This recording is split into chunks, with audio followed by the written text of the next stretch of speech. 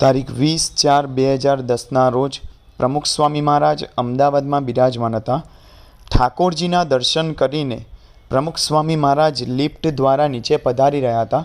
સામેલે લીમડા આગળ પ્રજ્ઞાચક્ષુ એવા હરિભક્ત પ્રિયકાંતભાઈ ઊભા હતા.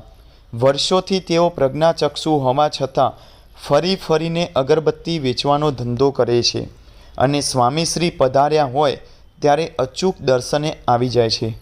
પ્રમુખ સ્વામી મહારાજની દૃષ્ટિ તેઓ ઉપર પડી. સાવ સામાન્ય અને ગરીબ આ મુમુક્ષને જોતાં જ સ્વામીશ્રીએ સામેથી જ હાથ ઊંચો કર્યો.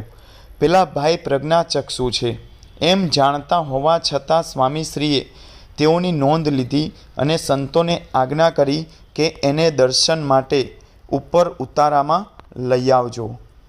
આના ઉપરથી આપણને ખબર પડે કે પ્રમુખ સ્વામી મહારાજને એટલે કે કોઈ પણ લીડર હોય એ દરેક જીવ પ્રત્યે સમાન પ્રેમ હોય કે જેમ પ્રમુખ સ્વામી મહારાજે પ્રજ્ઞાચક્ષુ અને ગરીબ હરિભક્તને પણ એટલો જ પ્રેમ આપ્યો જેટલો બીજા સૌને.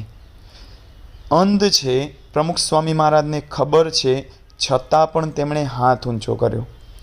સાચા સંત ક્યારેય વ્યક્તિની સ્થિતિ નથી જોતા પરંતુ તેના હૃદયને જોઈએ છે.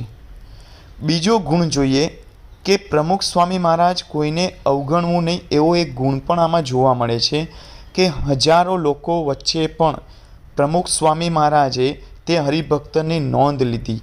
એટલે કે આ શીખવે છે કે જીવનમાં કોઈ વ્યક્તિ નાની કે સામાન્ય નથી. બીજું, હરિભક્ત પ્રજ્ઞાચક્ષુ છે છતાં તેમને ખાસ દર્શનનો લાભ મળે તે માટે સંતોને આજ્ઞા કરી. એટલે કે સાચી દયા અને કરુણાનું આ એક ઉદાહરણ છે. દુનિયા એ બહારનું રૂપ જોવે છે, જ્યારે સંત હોય ને એ આત્માનું મૂલ્ય જોઈએ છે. માત્ર હાથ ઊંચો કરીને આશીર્વાદ આપ્યા નહીં, પરંતુ તેમને ઉપર ઉતારામાં દર્શન માટે લઈ આવજો એવી આજ્ઞા કરીને તેમની લાગણીની પણ કદર કરી.